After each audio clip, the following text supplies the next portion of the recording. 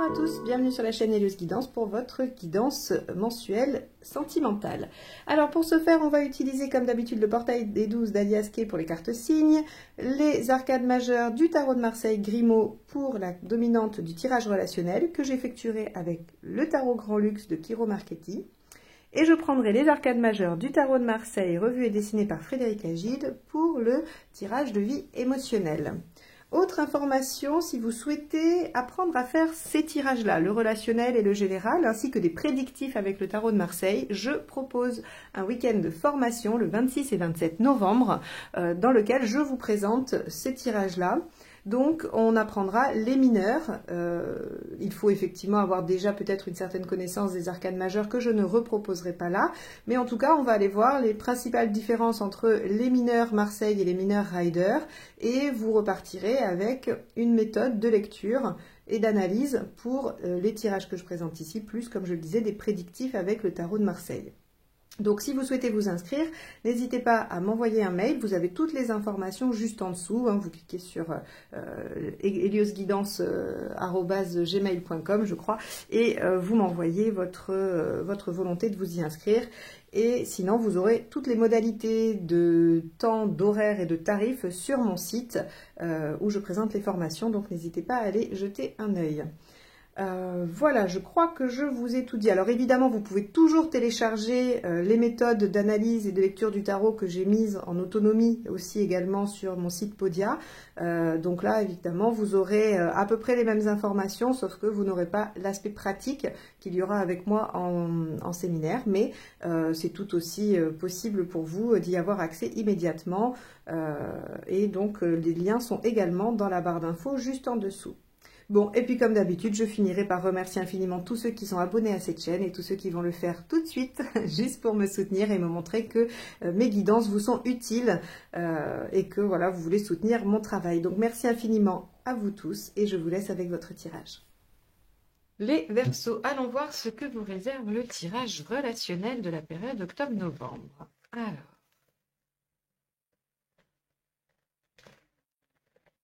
Hop, on va aller voir la dominante.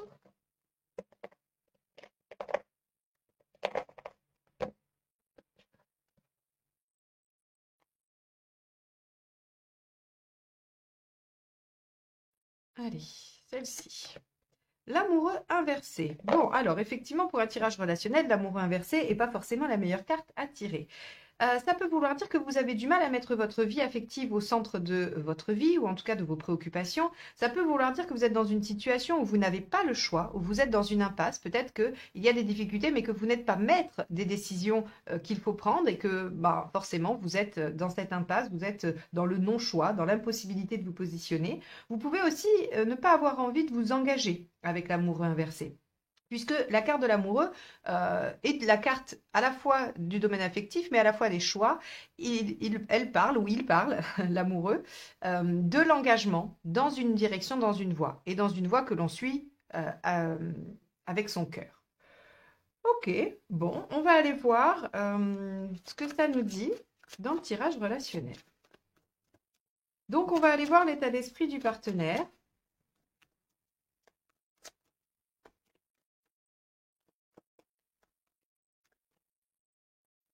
Allez, hop. 5 de coupe. Ok. On a un partenaire qui se demande s'il va laisser tomber ou non. Le 5 de coupe, c'est vais-je réussir à laisser ce que j'ai pour aller vers autre chose, vers une nouveauté, vers une évolution.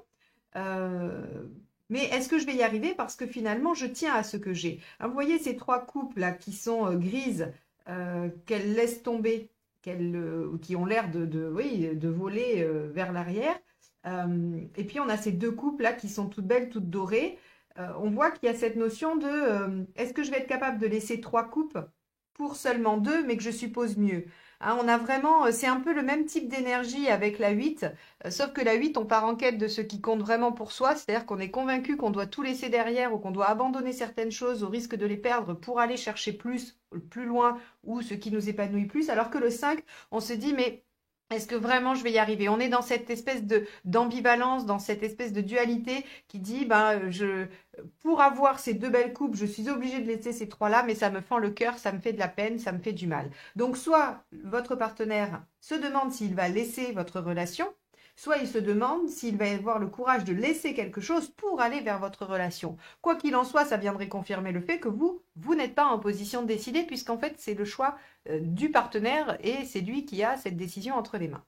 Bon, on va poursuivre, on va aller voir ce que ça nous dit de plus.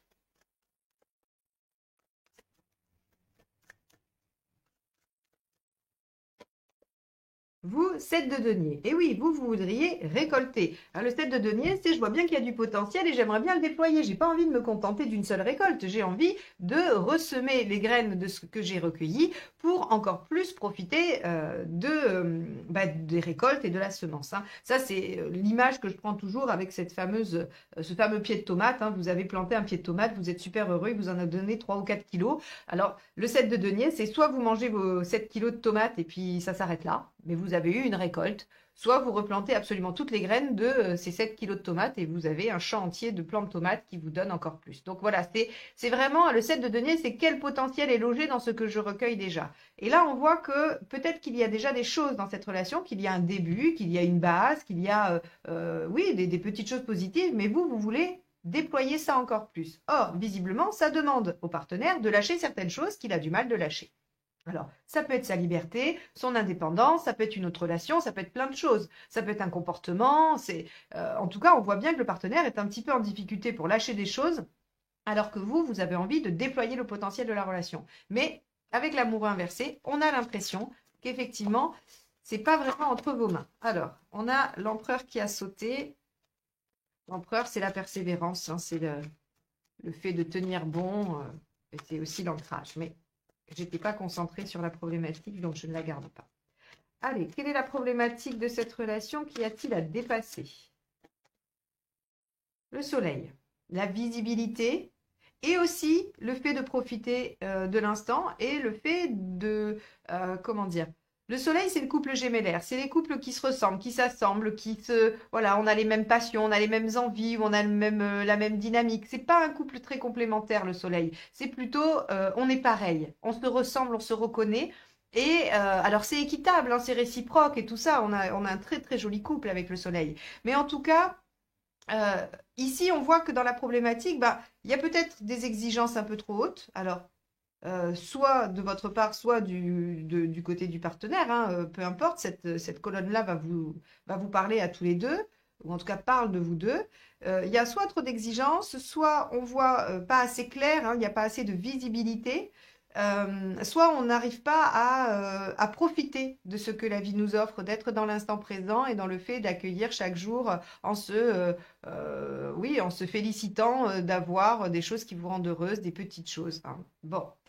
On va aller voir la suite. Pas facile votre tirage. On voit bien que il y a quelque chose de beau. De toute façon, avec le soleil, il y a un fond qui est très très bien dans votre relation. Maintenant, vu que c'est en problématique, ça veut dire que vous n'arrivez probablement pas à réaliser ce potentiel. J'aurais tendance à penser que c'est parce que le partenaire bloque, mais on va aller déployer ça. Ce qui vous aide, l'as d'épée, innover, essayer de nouvelles choses. Et ce qui n'aide pas, laissez vos peurs vous envahir. Ok. Alors, est-ce que cette relation, elle est différente des autres? Est-ce que c'est une relation pour laquelle vous n'avez pas de repère parce que, je ne sais pas, votre partenaire est différent de vos anciens partenaires ou parce que les modalités de relation sont différentes de ce que vous connaissiez avant? En tout cas, il semble que vous soyez un peu perdu dans la compréhension de ce qui se passe dans cette relation. On vous dit, As d'épée, innover. Faites des choses différentes. Essayez de nouvelles méthodes. Si c'est différent, ça fonctionne différemment et donc vous devez agir différemment. Si vous essayez d'appliquer des anciennes recettes à une relation qui semble différente, nouvelle, ça ne peut pas fonctionner. Et puis on vous dit, ce qui ne va pas vous aider, c'est de vous laisser happer par vos peurs. Peur d'abandon, peur de rejet, peur d'humiliation, peu importe la peur, j'ai envie de dire, elle peut vous happer. Peur de manquer, peur de ne pas être aimé. Peut-être que le partenaire a besoin de temps. On va voir dans son intention, dans le résultat et dans les conseils, on aura probablement un petit peu des éléments pourquoi le partenaire il est en 5 de coupe. Pourquoi c'est si difficile pour le partenaire d'aller de l'avant, d'évoluer, hein, puisque le 5, c'est quand même ça. Vous, on vous dit, voilà, ne laissez pas vos peurs résonner et tentez de nouvelles méthodes, tentez de nouvelles façons de faire. Allez, on va aller voir l'intention du partenaire tout de suite. Hop, celle-ci. Eh bien oui, le cavalier de denier. Le cavalier de denier, il travaille doucement, lentement, mais sûrement. Il est laborieux, il est consciencieux, il est persévérant. Le cavalier de denier, lui, il va à son rythme. Bon, et c'est plutôt une bonne chose parce que par contre, il perd pas l'objectif de vue. Hein, il sait où il doit aller et il fait ce qu'il faut pour. Alors, on va aller voir, vous, votre intuition. Votre intuition, pas du tout. Si, on pourrait aller voir votre intuition, mais on va surtout aller voir votre intention. Excusez-moi. Allez, c'est parti. On a la roue, c'est ça. Il y a de l'impatience. Bon, alors c'est intéressant parce que on voit bien qu'il y a une problématique de rapidité de vitesse, hein, puis peut-être de non-maîtrise qui n'est pas facile à gérer pour vous. Ça vient vous mettre un petit peu en difficulté par rapport à vos peurs. Donc, on a un partenaire qui a envie d'avancer, qui a besoin de lâcher des choses, qui a envie de le faire, hein, je pense, vraiment. On va aller voir le résultat, mais il a envie de le faire, mais ça lui prend du temps. C'est pas rapide, c'est pas au rythme que vous souhaiteriez parce que 7 et 10, hein, on est dans quelque chose de beaucoup plus rapide. On voudrait que ça marche tout de suite, maintenant, que ce soit même peut-être déjà fait. Alors, peut-être que vous êtes dans cette attitude-là parce que ça fait longtemps, parce que vous attendez depuis longtemps et tout ça. Je ne critique absolument pas votre positionnement, je marque juste la différence de rythme entre les deux. Hein. Après, qui a raison, qui a tort, je ne suis même pas sûre qu'on puisse raisonner comme ça. C'est, voilà, comment on peut chacun trouver, on va dire, un juste milieu qui satisfasse un peu tout le monde, quoi. Ça va être ça. Alors, le résultat, le 7 de bâton. Bon, c'est plutôt pas mal. Ça veut dire qu'on tient bon quand même avec le 7 de bâton. On tient bon, vous ne lâchez pas. Donc, pour moi, il n'y a pas de séparation ou il n'y a pas de difficulté majeure, si ce n'est que vous allez encore souffler d'impatience parce que le partenaire n'est pas assez rapide. Voyons. Alors, reine de bâton, affirmez vos besoins avec bienveillance et assertivité. Reine d'épée, alors ne vous laissez pas, comment dire, ne vous laissez pas... Vous savez, la reine d'épée, c'est celle qui a déjà vécu des choses difficiles, elle est un peu échaudée et on lui raconte plus, quoi. Enfin, voilà, elle se laisse plus faire. Donc, en gros, ce qu'on vous dit par rapport à ça, c'est affirmez-vous avec douceur. Hein. Il n'est pas question ici du tout d'être exigeant ou exigeante. Il n'est pas du tout question d'obliger l'autre à faire comme vous le souhaitez. Il est juste question de dire, voilà, moi j'ai besoin de ça, est-ce que c'est possible? Comment peut-on faire pour que mes besoins soient satisfaits? La reine d'épée, on vous dit, ne vous laissez pas non plus trop attendrir, c'est-à-dire que, ok, le partenaire a besoin de temps, il a besoin de faire des choses, d'aller à son rythme, mais ne soyez pas non plus naïf ou naïve. Alors, je ne pense pas que vous le soyez, mais c'est dans les conseils, on vous dit, voilà, peut-être que le partenaire pourrait aller un soupçon plus vite qu'il ne le dit, et peut-être qu'en essayant d'être un petit peu plus ferme sur vos besoins, ça peut le pousser à aller un peu plus vite. Et 8 de coupe, de toute façon, vous vous souvenez, je vous ai dit que c'était un peu la même énergie que le 5, hein, mais sauf qu'avec le 8, on était déterminé à aller chercher ce qu'on veut. Ben, je crois que ce conseil, il s'applique à vous, mais il s'applique aussi au partenaire. Vous, qu'est-ce que vous souhaitez obtenir? Est-ce que c'est ce partenaire-là que vous voulez? Est-ce que vous êtes persuadé, convaincu que vous voulez aller dans cette direction avec cette personne? Si oui, battez-vous pour. Et pour le partenaire, eh bien, si vous avez conscience qu'il y a des choses à lâcher et que c'est difficile, il faut y aller vraiment et de façon très nette et engagée. Vous ne pourrez pas faire autrement pour obtenir ce que vous souhaitez, c'est-à-dire probablement un épanouissement avec vous, Verseau. Donc, ce tirage nous dit que, ok, le partenaire a besoin de temps, mais il va pas falloir être non plus complètement, alors j'allais dire laxiste ou conciliant, mais vous voyez que c'est pas tout à fait ça la nuance. C'est-à-dire que bon, vous pouvez tolérer que votre partenaire il est pas la même vitesse d'exécution que vous. Pour autant, si vous lui laissez vraiment complètement le champ libre, il avancera vraiment pas vite du tout. Donc il y a une espèce d'équilibre à trouver entre bon voilà, je comprends que tu as besoin de temps, mais en même temps moi, j'aimerais que ça avance. Donc, il faut qu'on trouve une vitesse de croisière, une vitesse intermédiaire qui fait que tout le monde est un peu satisfait. Hein. Donc, soyez vigilant ou vigilante, affirmez-vous, mais soyez à l'écoute aussi de votre partenaire et de ses capacités. Mais de toute façon, vous devez aller chercher vous devez aller chercher ce qui vous rend heureux, ce qui vous épanouit. Ça, c'est la base de ce tirage qui vous dit 8 de coupe. En dernier conseil, allez là où votre cœur vous guide, même si vous devez lâcher des choses. Et donc, évidemment, vous avez l'entière responsabilité du choix par rapport à ce que vous voulez faire dans cette relation. J'aurais tendance à dire que vous vous battez pour, parce que vous y croyez, mais sachez que vous n'êtes pas obligé. Voilà pour vous les Verseaux sur le tirage relationnel. Alors, on va aller voir le tirage de vie émotionnelle pour les célibataires ou toute personne en recherche personnelle dans ce domaine. Allez, on va voir ça.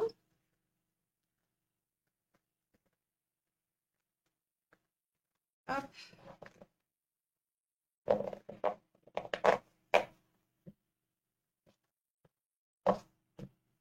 Allez, votre état d'esprit, le pendu inversé, ce que vous souhaitez, la force, pourquoi ça ne fonctionne pas, le fou, ce qu'il faut faire pour que ça marche, le diable inversé, l'issue à court terme, l'étoile, et à plus long terme, le soleil. Bon, alors, les célibataires Verseaux qui regardent ce tirage en se disant « Est-ce que c'est maintenant que je vais rencontrer quelqu'un ?» Eh bien, j'aurais tendance à dire que fin octobre, début novembre, il y a effectivement la possibilité d'être heureux en couple, ou en tout cas en relation. Donc, super, très bien. Maintenant, on va aller détailler un petit peu comment vous arrivez là, puisque c'est la dernière carte.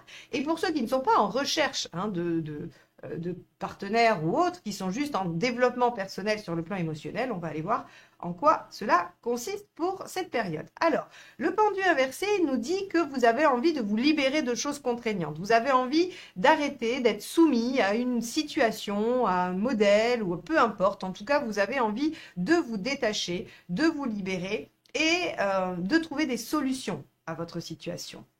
Alors avec la force, vous avez l'intention de rééquilibrer les choses à l'intérieur de vous-même. Soit l'émotionnel était trop intense et vous allez le contrôler par le mental, soit il n'y avait que le mental et vous ne laissez pas assez de place à l'émotionnel et vous allez réguler ça. Quoi qu'il en soit, votre intention avec la force, c'est de prendre soin de vous recentrer sur ce qui compte pour vous et d'équilibrer les forces à l'intérieur. Hein, c'est vraiment l'équilibre parfait, la force, c'est je ne laisse pas une part de moi dominer l'autre. Alors, pourquoi ça ne marche pas? Pour ceux pour qui ça ne marche pas, attention, si ça marche très bien, on va direct au résultat et pas de souci. Hein, on va aller détailler pour ceux qui ont effectivement cet état d'esprit, mais où les choses ne fonctionnent pas. Ben, le masque, il nous dit, c'est que le problème, c'est qu'on s'est lancé dans l'aventure sans trop y réfléchir. Alors, oui, c'est l'énergie du pendu à l'envers, c'est-à-dire, hop, je me libère et puis advienne que pourra. Sauf que dans le advienne que pourra, il n'y a pas d'objet cible, il n'y a pas d'objectif, il n'y a pas de finalité. On a juste décidé de poser des actions qui n'ont peut-être pas forcément de sens ou de lien entre elles. Et donc, forcément, ça crée un résultat un peu déstabilisant, un peu incohérent, ou en tout cas, bah, ça peut aussi ne pas donner du tout de résultat. Alors, on vous dit avec le diable inversé que l'essentiel, c'est de revenir justement à l'essentiel. Le diable inversé, il va nous parler d'ascétisme, il va nous parler de tout ce qui est à l'inverse du superficiel. Donc, oui, l'essentiel, le primordial, j'allais dire. Mais finalement, dans cette libération, dans cette quête de changer les choses pour vous au niveau relationnel, c'est quoi le noyau? C'est quoi le nœud du problème? Ok, vous pouvez vouloir tout révolutionner dans votre vie, évidemment, vous avez le droit, mais on vous dit, si vous partez dans tous les sens, dans toutes les directions avec le mât, vous n'allez pas aboutir à quelque chose de cohérent ou qui vous convient.